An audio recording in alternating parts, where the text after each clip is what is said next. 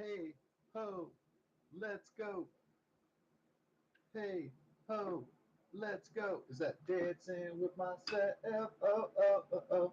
At the beginning, they start out with, hey, oh, let's go. I think it's the same song, but I could have my 80s new wave and post punk mixed up. But, anyways, we're to the Mask of Zorro, and we're going to talk about the Mask of Zorro and its sequel, The Legend of Zorro. I started a stream earlier about that, and actually, we're going to dive into a lot of topics. So I'm going to talk about. Um, so this movie came out the year I graduated high school, 1998. So I'm a millennial. So that millennial is like born.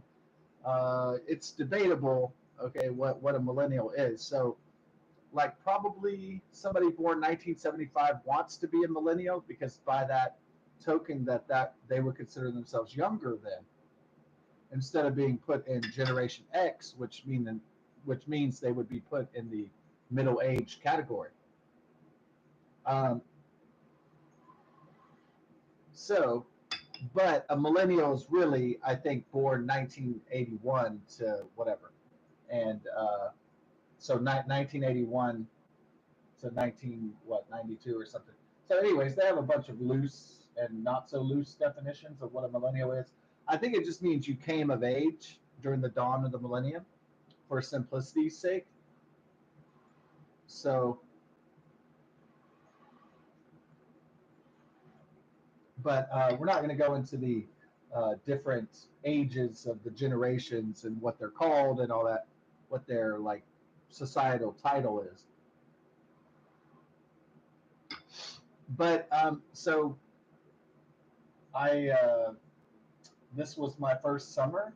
I mean, this is like my second job um, when I was 18, when I just turned 18. And this is one of the first movies came out July 17th, 1998 that I saw.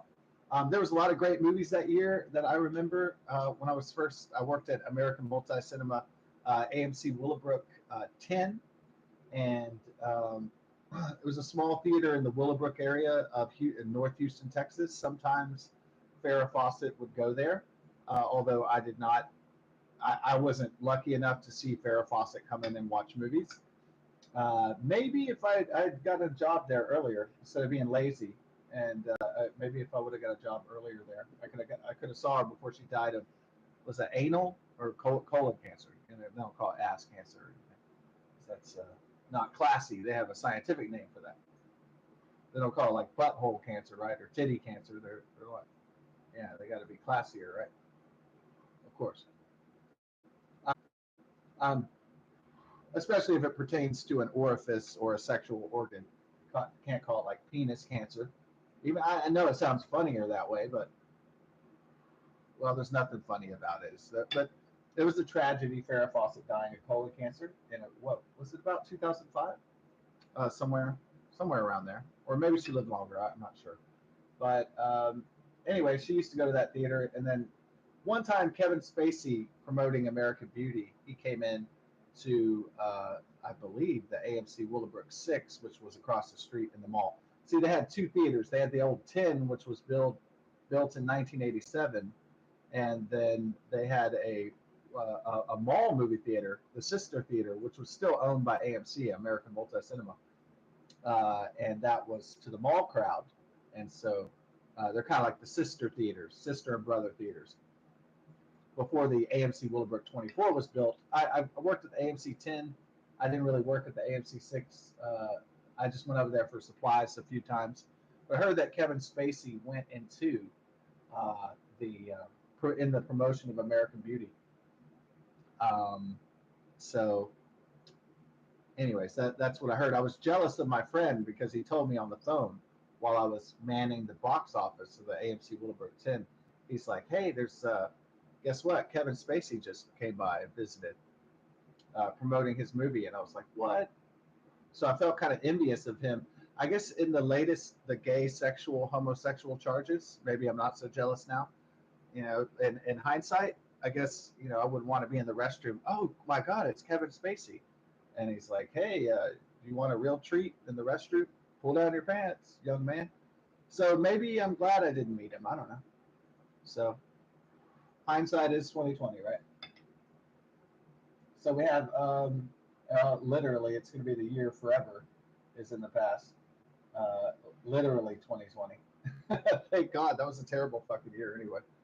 Um, you have Antonio Banderas. I think a lot of people would like to memory hole 2020, except for certain questions that revolve around it. You know what I mean? Well, actually, there's not just questions that revolve around 2020 in regards to everything, but there's questions that are have global implications. So, yeah, I mean, I do hope the truth does come to light someday about the whole entire affair, starting back, wow, like a long time ago, but especially 2019 in particular. But so we have the star of the show, which is Antonio Banderas.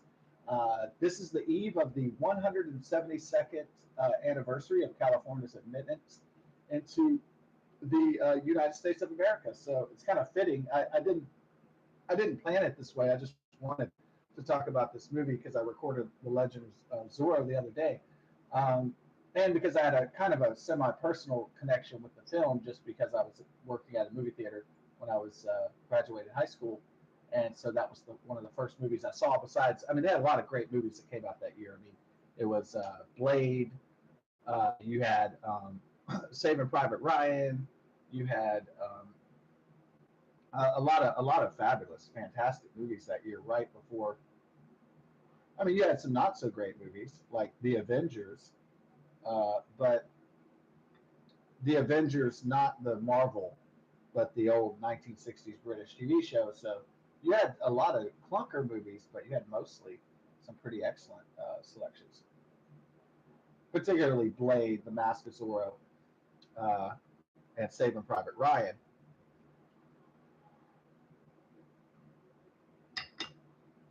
So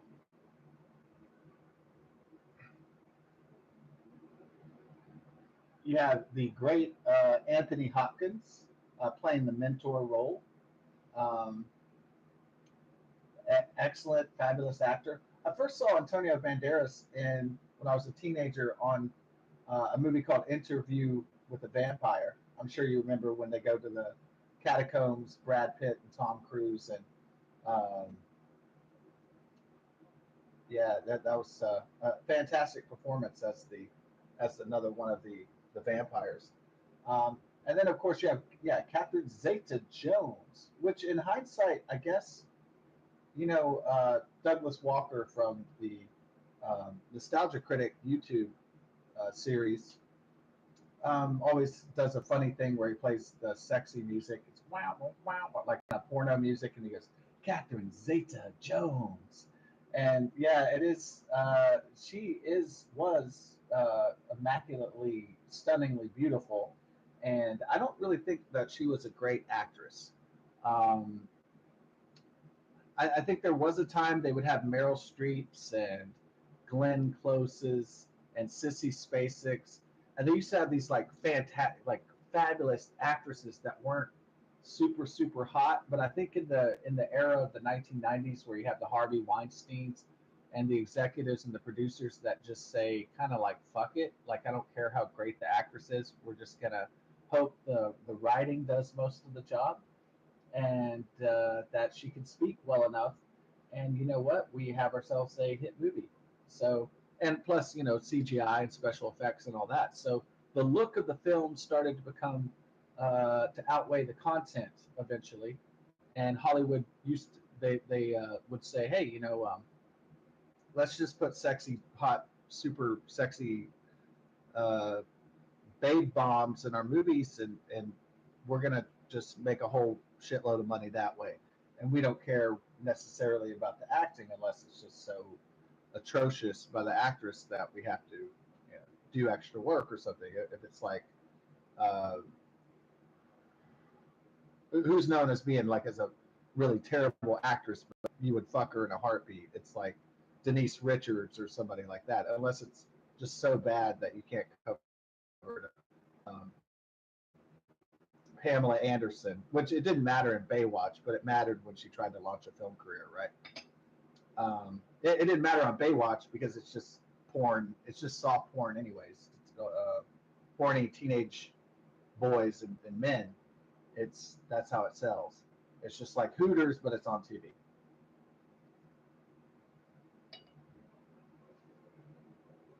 It's like that's what Baywatch is essentially, right? Like Hooters, but for TV. In a nutshell, literally in a nutshell, right? So when a power-crazed despot schemes to buy California from Mexico, it takes two Zorros, the legendary Don Diego de la Vega, Anthony Hopkins, and his chosen successor, Alejandro Marietta, Antonio Banderas, dashing bandit turned hero, to defeat the tyrant's unscrupulous plans. But can even their combined skills, bravado, and daring do be enough to achieve De La Vega's ultimate goal, revenge against the man who killed his wife, kidnapped his daughter, and held him prisoner for 20 years? The Mask of Zorro. Okay, so yeah, so the movie theater was my. It's coincidental that the California statehood 170th anniversary is September 9th. Before I do this review of The Mask of Zorro and The Legend of Zorro, respectively. Back in 1998, I just graduated high school, and I back then wanted. Well, but before that, I went to driver's school to try to pretend that I wanted to be an adult one day. And so I passed the summer driving school in 1995. And then after that, I didn't get a job because I went to high school. So I figured, I don't need a job right now. The adults can have fun going to their jobs and work. And I could just my way through school, public education crap system, and I could just waste my time and eat Doritos and watch movies and play video games, play The Legend of Zelda and eat Doritos. And occasionally you know, I'll go play basketball and play tennis with my friends and run around and goof around with my buddies. And then that was it. That was pretty much the high school plan. Not the most brilliant plan in the universe, but it's the plan that I chose at the time. But then what changed in the plan? Well, there was what was the other thing that was different? Well, after puberty, you start to get interested into attractive girls. You want to mate with the opposite sex. So how would you achieve that if you're just eating Doritos and drinking iced tea and playing Legend of Zelda all the time? Well, the answer is you're not going to get the chicks doing that. That's not the formula for the. That's not the tried and true method to get chicks butt naked or a girlfriend or whatever. So I decided, you know what, I'm going to need a job, and uh, it was very clear. I went to people in high school where they had the rich daddy's girl, and she turned 16, and she said, "I just got my new Lexus."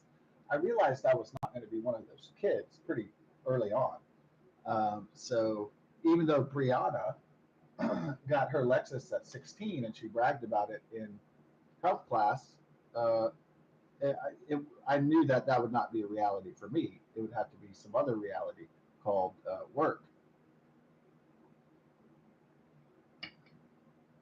So um, there's this pretty stuck-up girl down the street called Rachel. She lived in the apartment part of the rental part of the condominium complex, Champion Pines, where I'm living, actually broadcasting now. And her and her mother lived down there. And I thought, well, there's a really sexy girl. She's really stuck up, but maybe, just maybe, if I get a car and a job, she'll let me into that garden. She'll let me have a little taste of that dessert, right? Maybe. So I was like, in my young teenage uh, masculine boy mind, I thought, well, this is going to work for sure. And so I was like, well, to do this, I'm going to need a job. And then I can get my dad's car, my stepdad's car, and then I can um, proceed from there. My first job was a disaster as a sacker. The sackers that were in high school that couldn't work during the day because we were in high school, and so we got penalized for that. So I got laid off when I was 17, and I was like, "Fuck." And so it was a very negative experience. The boss was a jerk. I mean, it was classic just working. I mean, to work. It was like the most classic introduction to the raw reality of life that you can imagine. I mean, pretty much, except for being in a third world country and eating trash. I mean, it was basically like this is life and it's gonna suck. And welcome to adulthood, because that's what it was. It's like welcome to all these rude, fucking, selfish, greedy fucking people, and welcome to shit, and welcome to customer service, and that's the experience. And so there were people that when I was sacking groceries that were so fucking rude and so fucking fat and so fucking obnoxious. And my boss was an asshole. He was fucking obnoxious. And he was miserable. It was just all in all, it was working for that company was just a miserable fucking experience. And so my first job, my first work experience wasn't like something pleasant, something like, I could look at fondly or anything. It's like a shit experience, really. So, welcome to the world, part one. Welcome to not your idealized version of the world, but um, to the world as it really is, to the world of assholes, to the world of greed, to the world of what life really is. Or at least that's what customer service, working retail hell is like. It's just one insult after the other. It's one low uh, pay after the other. It's just one asshole, one bitch after another. That's what it is in reality. So um, I decided, the next job I want it to be fun. Yeah, I want it to be fun. And uh, yeah, so I said, I had a terrible experience at that job. Uh, it was, and getting laid off was insulting too because I didn't do anything wrong. It's just the company was competing with HEB, uh, Herberty Butts Corporation, grocer in Texas, and then also it was competing with Kroger's, a national grocer, and also Albertsons at the time, even though they're defunct now. Uh, they used to have Safeways down here too, but those went defunct, right? And then Randall's, those are kind of defunct. So the three heavy Texas now are Kroger's, HEB, and Walmart. Those are the primary grocer markets. But they used to have competitors like in Houston's Rice Epicurean Markets. That's my first job. Unfortunately, uh, I should have went to work for HEB probably, or like Kroger's probably would have been better. But anyhow, that's neither nor there. Hindsight is literally 2020, as we all know. Um, so my goal as a teenager was to get mobile, get a vehicle, because the vehicle was not looked at as some polluting, horrible thing back in the day. It was looked at men and women looked at the vehicle as a passage into adulthood, as a passageway into freedom, as a that mobility and energy was defined, that defined freedom. And so it was important to get a car because that was an expression of individualism, personal freedom, and also independence,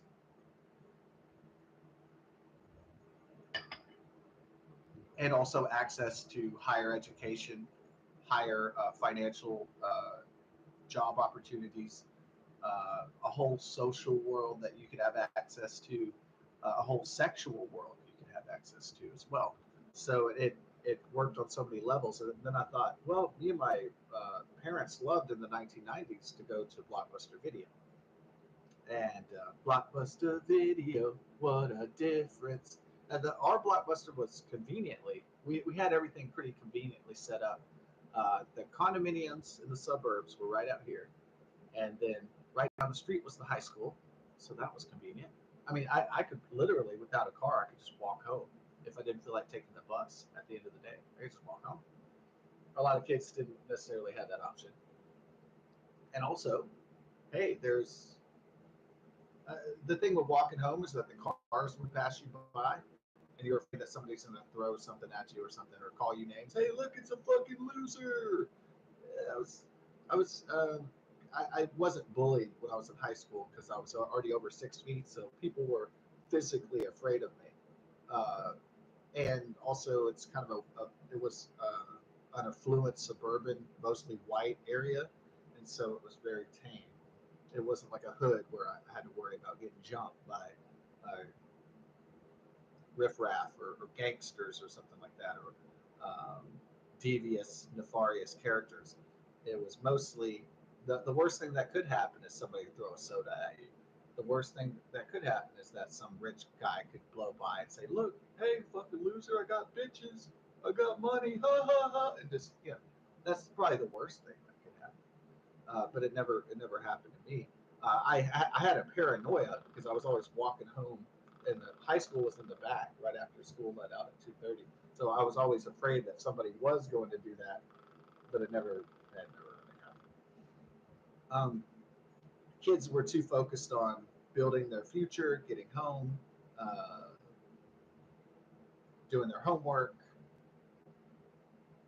getting laid, uh, having fun with sexy chicks, getting girlfriends. They were more interested in just normal kind of stuff. Just so not they weren't really interested. I don't think in my school with bullying.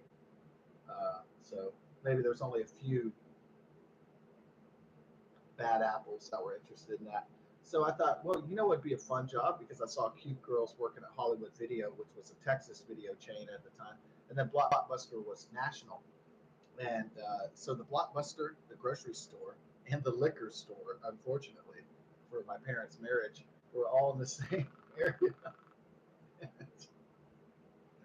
It was the high school, the Blockbuster video, the liquor store, and then there's the grocery store. And high school on the other side, and then eventually put a Starbucks there, and then on home. So it was a very convenient entertainment shopping matrix there. Uh, so I went into Hollywood Video, and I'd see some friends I went to high school with working there, and then I saw the Blockbuster Video, and I noticed that occasionally they hired a cute girl that I would stare at or something. So I thought, this one girl, they had these two twins, the Wilson twins. They were so sexy. They were like these blonde girls, like they looked like Stevie Nicks. They had the baby face, they had blonde hair, and sometimes I'd go to Hollywood and I'd get my mom to go in there just so I could, like I would say I was getting a video game or I was trying to get a movie, but really I was trying to get some ass. Really, I was trying to look at some Stevie Nicks looking chick in there. I was just trying to creep around the fucking video store, stare at some girl. All right, that was. I mean, part of the mission was getting a video game. Part of the mission was like getting a movie, but there's other things that young boys want besides movies and video games. That's just a natural fact. They want some pussy. So I'm sitting there. I remember one time it was kind of creepy even to myself. I was like in the back, just like staring through the Hollywood Video at this Wilson girl, one of the twins. She looked like Stevie Nicks. And I remember just like, I've never had at that time I've never had the confidence to go up and ask for a phone number or anything. But it was I still remember even to this day me just like sitting in the back like looking through the fucking videos at her, like just staring, dreaming or some shit. Um, so I thought, well, what if I worked at the video store? Wouldn't that be fun? And I was like, hold on. Is there anything wrong with this idea that I go work for Blockbuster Video or Hollywood Video? Um, no, it's not like I wouldn't meet a friend from high school. It's not that I wouldn't have a good time. It's not that I wouldn't earn a little money and get a car and be able to pay for gas and insurance and maybe a treat to myself every now and then or something. But the problem is, I remembered that there was a lot of late fees, and that people would argue about the Blockbuster late fees and the charges. And I remember that holding up the line, and I remember the arguments would get really bad, and the retail hell would be evident at that point. And it sometimes I'd look at the employees and they'd look bored. They'd be spacing out, or they'd be putting up movies and they just look kind of like depressed. And I remembered stuff, little details like that. And then I was like, hey, well, I know there's like kind of a sunny, how may I help you retail bullshit. But I could see the cracks in the business. I knew something was up. So I said, I want to go someplace where that's really fun. There's gonna be tons of sexy girls, and I mean, you could have picked like a big super chain restaurant for that if you wanted that kind of thing too. But um, something where you don't. But if you're gonna have to wait tables, sometimes it's gonna get so busy and it's gonna get so chaotic that you're gonna have to do like some pretty grueling work. Okay, so I want to do something with limited grueling, limited hell of retail and customers because I'd already been stacking the groceries was already that. So I decided, well, if I wait tables, I'm gonna have to deal with fat ass people all the time and bitch ass people and old people and just all this horseshit. So I was like, well, I'm a people person, but I want to cut out the horse shit. I just want to do something fun and get paid for it. So I was like, well, how do I do that? Hmm. Is there anything fun? Is there any jobs that are fun? And I thought, well, video store, yeah, sounds kind of fun, but nah, it's not really that fun, is it? Because the people are going to be yelling at you because they didn't return the movie or video game or somebody stole the video game. It's going to get dicey pretty quick. It's going to get bullshit very, very fast. And you don't want to waste your time, be the guy arguing over $14 late fees or something. I didn't want to spend my Friday, Saturday nights like that. So I was like, is there anything a little bit better? And it's like, of course, I don't want to go to Burger King or McDonald's and be in that hell. Because if you want to avoid fat people, you're not going to go to McDonald's as a job. So, um, or just rude people, obnoxious people. How do you avoid rude, obnoxious, outrageous, fucking fat, miserable people? How do you avoid people like that? In general, how can you avoid having a boss that's cranky and middle aged and hates you because you're 16 years old, right? And your life is ahead of you. How do you avoid that fucking trap? Yeah, how do you avoid the shit? And that's really what the next decision was. I said, well, I want a car. I want to get that girl Rachel naked down the street. How do I go about doing this? Well, uh, but I want to do it my way. I want to have fun while I'm doing it. So I said, I'm going to go apply for AMC Willowbrook 10 theaters. And it looks like, so the guy was like, well, you get to, it's hard work sometimes. It gets really crazy, it gets really crowded, but there's lots of people. So if you like lots of people and you like uh, fun environment, so that's the key that the movie theaters, most people go there to have a good time, not a bad time. So um, they didn't serve alcohol at the theaters at the time, so you're not going to have to deal usually with a lot of drunks. There'll be one every now and then. That's an alcoholic and gets fucked up. So you might not have to deal with a lot of belligerent customers very much. And then um, there's going to be beautiful 16-year-old girls, 17-year-old girls, 18-year-old girls, 19-year-old girls, 20-year-old girls, every fucking where. So yeah, there's going to be a lot of guys that work there. All right. And I remember one guy, Chris Miller, his dad was a wealthy dentist. I don't even think he had to work.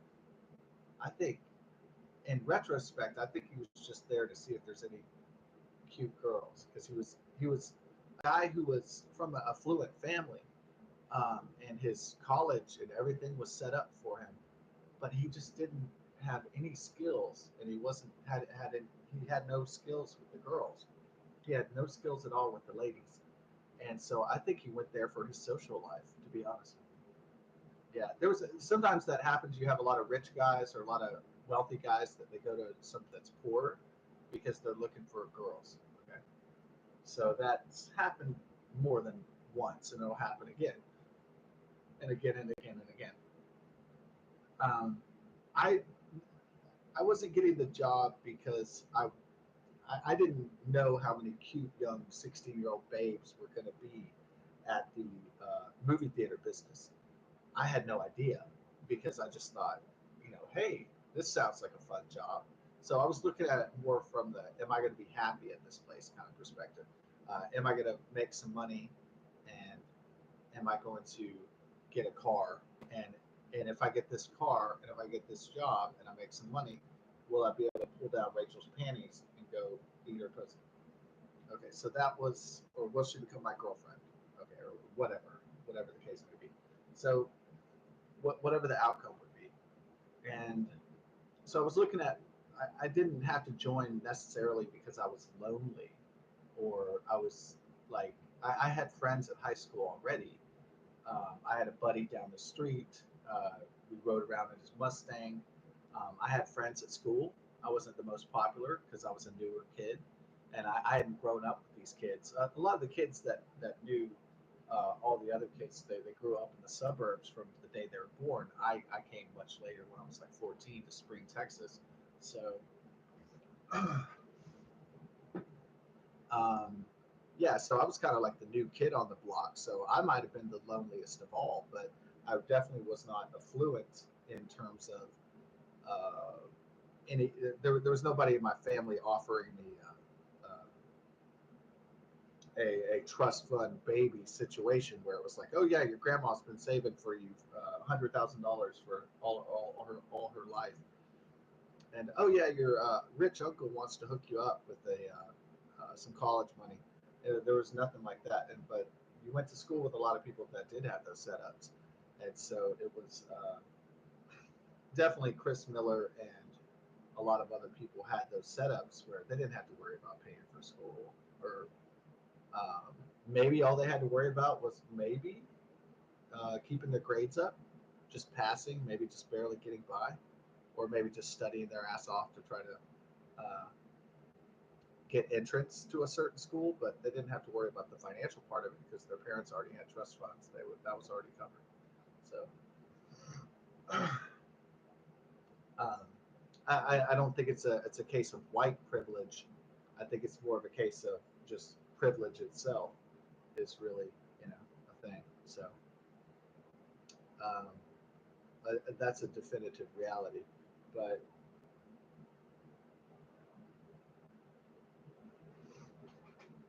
I think some people, yeah, did just go get a job when they were 16 or 17 or 18 just for the social experience, and that was one of the best things about working for the movie theaters, working with your peers, having a social experience.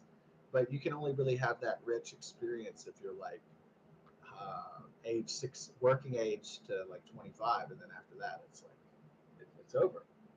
But during that time, it's a blast. It's like hanging out. You have tons of friends. Because if you work at a movie theater, it's going to be 20. If you work at a big screen theater, it's going to be like there's like 150 people that work there or something. You're going to find a friend. You're not going to be lonely. And so, but I didn't join the movie theaters because I was lonely. I did not even realize how many people I was going to come into contact with, to be honest with you. I did not realize how crowded. Now, I had been to movie theaters all my life and I'd sold out show. But when I got the job, I didn't realize. I didn't really think about it. I was just like, well, I need money. I want a car. I want to get laid. I want to see a girl butt naked one day and do intercourse. So, how do I do this? So, how do we achieve that goal eventually? Um,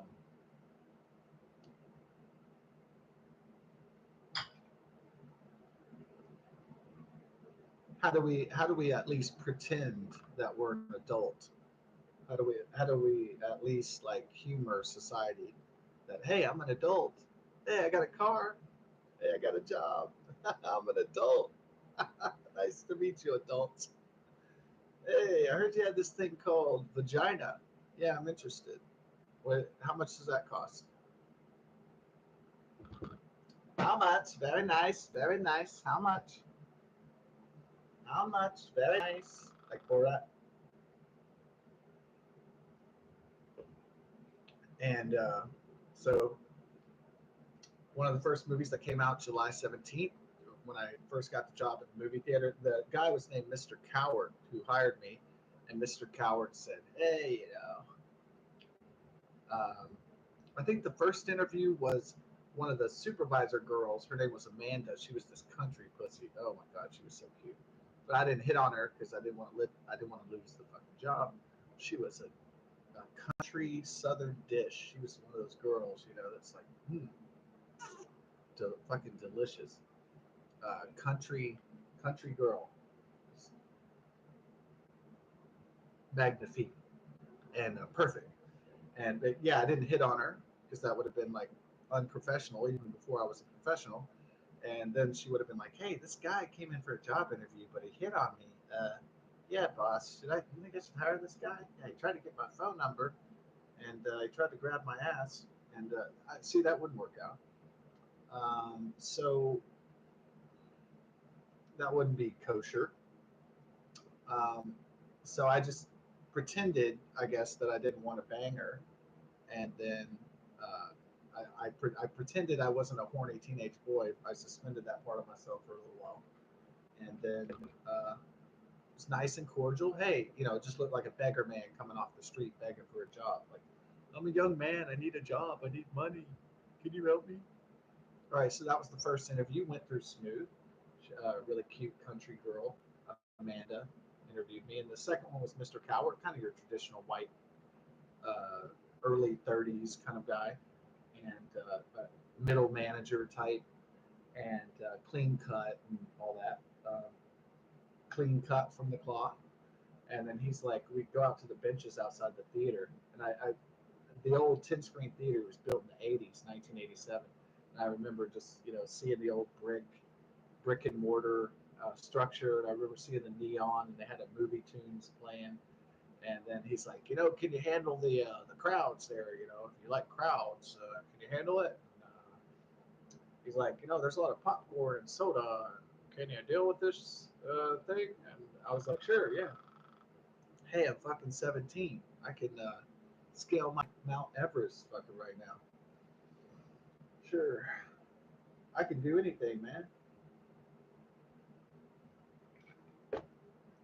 I'm 17. I can fucking fly to the moon without even pissing my pants. I'm 17, dude. Or I was back then. So, yeah, you could, I don't know, you use a whole bunch of analogies, but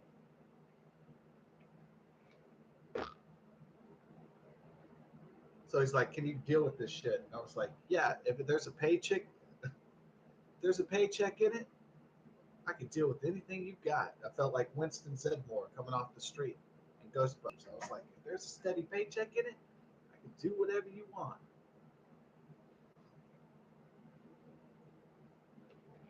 No, he said, if there's a steady paycheck in it, I'll believe anything that you want. Show me the money, motherfucker, and I'll be there. That was pretty much the mentality, because the goal wasn't really like the money or the car or trying to be an adult. The goal was not even planning of a long-term future. The goal was just to get this one girl, right? Like that was it. That was pretty much the it was a long-term goal, but it was a short-term goal ultimately. And so yeah, the movies that year were great, and the movies that summer, except for there was one movie that sucked ass. It was called Godzilla. Matthew Broderick, holy fuck, that guy can either be good for a movie, good for a part like War Games, or he could be the disaster of a shit storm like you'd never even imagine. But well, sometimes when actors get bad concepts and bad scripts, it's not really their fault. It's the fault of the producers and executives and casting directors and all that. So I can't blame every time an actor or actress makes a shitty movie that it's all their fault. Even though these actors and actresses, since they're the face of the project, they have to bear the they have to bear the grunt of the blame if something goes terrible. So um, it is the eve of the 172nd uh, anniversary of the annexation of California into the United States of America, which is going to happen in 2 days. Um, the California Republic. Yeah, it is complex if you think about it from the Zorro perspective. Asking audiences to remember what history happened in history is, even for a fictional character, kind of a gigantic duty, isn't it? Especially the history of California's entrance into uh, the United States of America. I mean, the history of European colonialism, indigenous peoples, um, the colonization of Central and South and North America. These are very long and complex tales that take place um, between continents and over centuries and over many wars and battles and compromises and different republics and different competing factions. So yeah, it's not a very easy thing to understand um, in a short amount of time. I mean, even if you did go to history class and made an A, or even maybe you're a PhD in certain aspects of history, it's still sometimes you got to break out your cliff notes because it's pretty dense and complex material. So uh, even if you think you're a history expert, history is quite dense and complicated. So not just a relationship status is complicated, but just history and mankind itself. Um, but the fictional Zorro character is just a mythical, swashbuckling uh, character created by these funny questions. Is the Mask of Zorro? Oh, wait. Was Zorro? Oh, okay. The Zorro character was inspired most obviously, by a real life 19th century outlaw called Joaquin Murrieta, whose gang was responsible for endless cattle rustling, robberies, kidnappings, and murders during the California gold rush of the early 1800s. So, Joaquin Murrieta. All right. So it says, was Zorro Spanish? That can get complicated pretty quickly. Um, a, a lot of people that are just casual film goers have trouble knowing the difference between the Spanish American War, the Mexican Spanish War, or the American Mexican War, and so forth. It's like, oh God, the Texas Mexican War. Isn't there just so many that are like hyphenated like that? So that's where things get complex. I believe the first Zorro is set in I want to say the Mexican American War. Okay, because there's the Spanish War, the Mexican American War, then there's the Mexican uh, war for independence against Spain, and so you're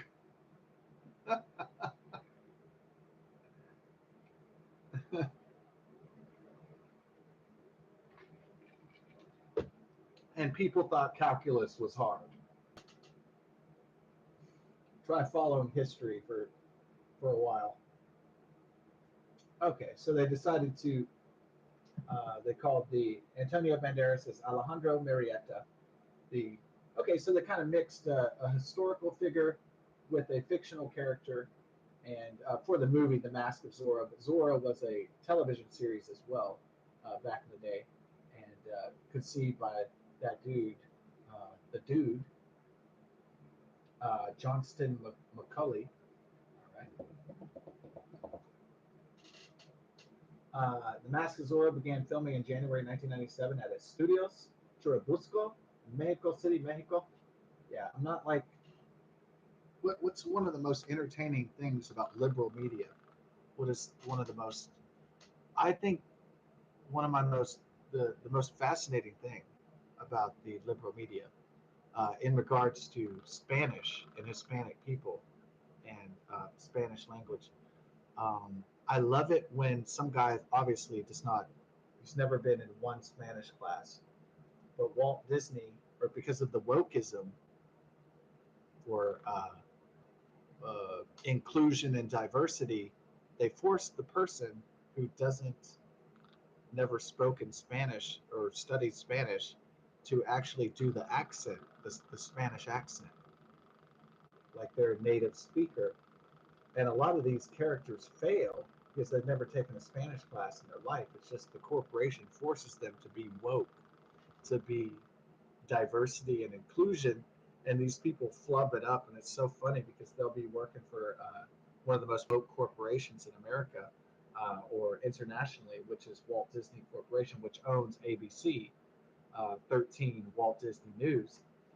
And so, yeah, that's one of my most entertaining things is to watch a guy he's been to prep school, he's been to he's been to Ivy League schools, he's been to Ivy League schools, he's gotten a journalism degree or she, but then they have to talk about somebody who's Hispanic, and then they try the accent, and it just goes, this is fucking terrible.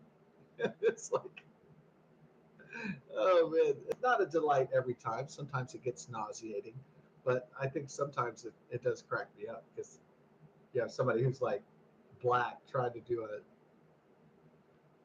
who's African American trying to do like a Hispanic Spanish accent. It's just like this almost watching the news when it isn't tragic or depressing is actually like sort of a comedy, isn't it? The news organizations are really like are really like comedy. They're really like comedy skits, but what makes them not so funny is that they're actually real, right? Yeah. So what can you say? The music for the Mask of Zorro is great. The acting is wonderful.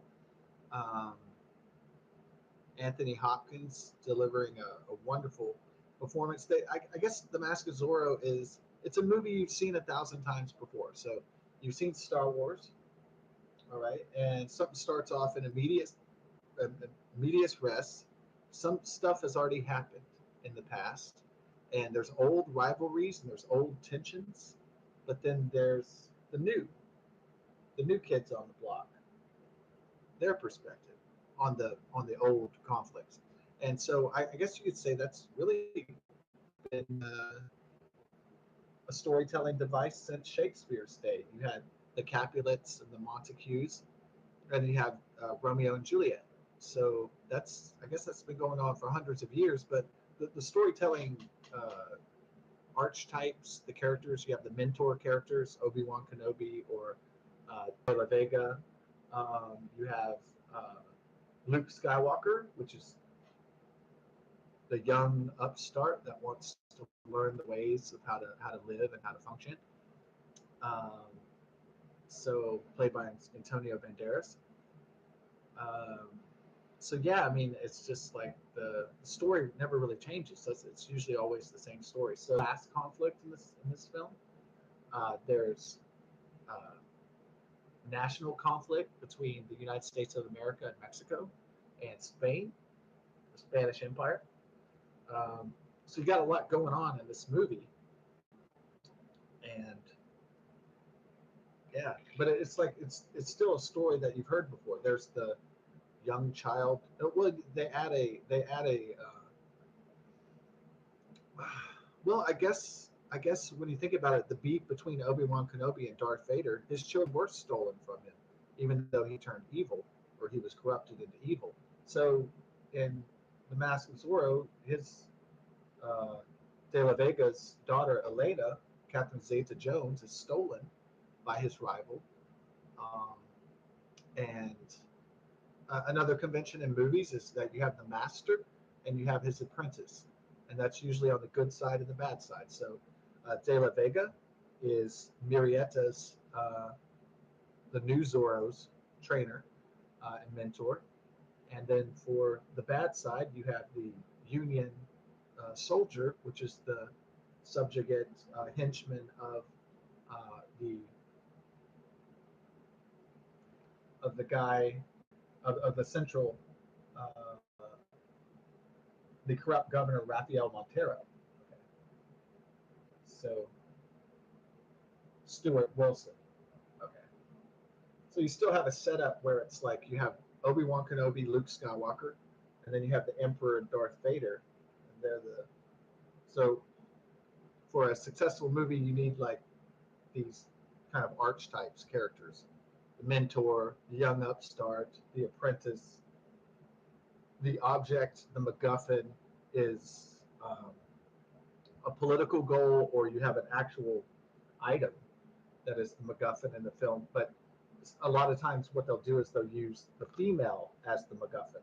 That she is the desired one. She is what both parties desire. It's the child or the female child.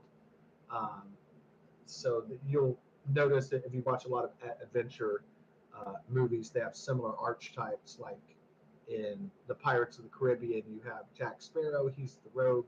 In Star Wars, you have Han Solo. In You have the young upstart, Luke Skywalker is William Turner. The princess is the one who's desired. That's Keira Knightley. And then it's Carrie Fisher, Princess Leia in Star Wars, the original trilogy. So you see these conventions and archetypes show up time and time and again in Hollywood. Well, not just literature, but Hollywood cinema as well. So a lot of these literary conventions show up in script writing in major Hollywood productions as well. So they're not necessarily new. They're just very slick conventions for storytelling within a 2 hour framework. Um, Obviously, if you're doing a long form series, you don't want to spill the beans super quickly. So that's why the people like the series, because it's like uh, people like people like that streaming series and television show format, because you get to know characters for a number of years instead of uh, so they become like your friends or your family almost over time, at least in a fictional sense.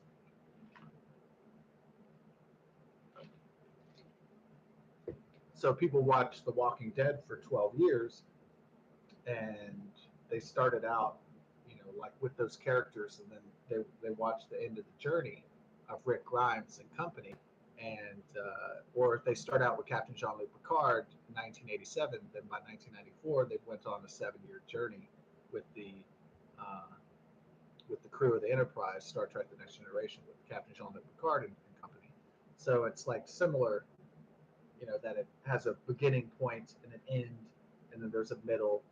And so that's how the Bible even is constructed. There's a beginning, it's Genesis, God created everything, and then there's an ending, which is the apocalypse and revelations and the return of Jesus Christ. So to save the world into a new heaven and a new earth, and to defeat Satan, the enemy, forever.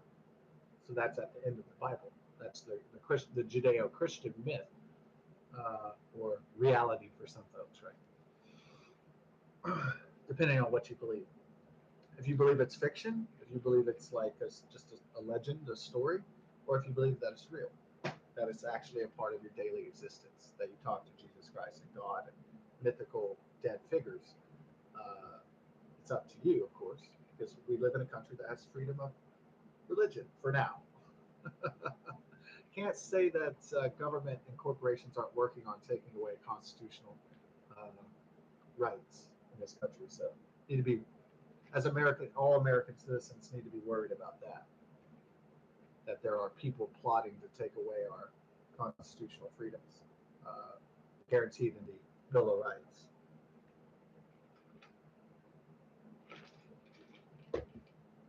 So this movie was a big success.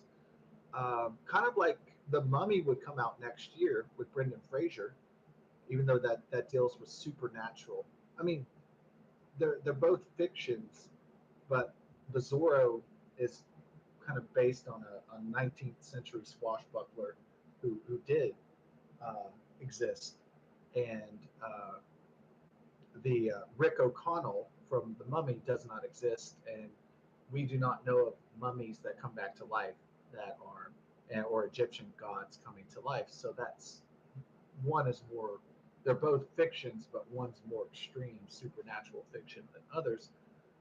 Both were super successful movies. Both show the archetypes of the hero, the girl, and does he? I don't know if they have a mentor in the Mummy, but well, I guess the mentors in the Mummy would be like Indiana Jones, like, or oh well, I guess the Magi, I guess, or at least archaeologists. Maybe her father was the mentor, even though he's not in it; he's already dead. But I guess the mentor is there in spirit because she's her father's daughter, so she's got his lifetime experience within her, through her studies and time doing archaeology with her father, Edie, in the movie, Rachel Wise, Weiss, however you pronounce it. So these were big, huge adventure movies before Pirates of the Caribbean came out in 2003, and uh, so people do have a taste for those old serials, those old adventure films that bring it down to essentially basics of old legends and stories, even going back to the King Arthurian legend, where you have the rogue, which is Lancelot, the mentor, which is King Arthur, and of course, to complete the triangle, you have the beautiful princess, Guinevere. But she's the object, the MacGuffin of everybody's.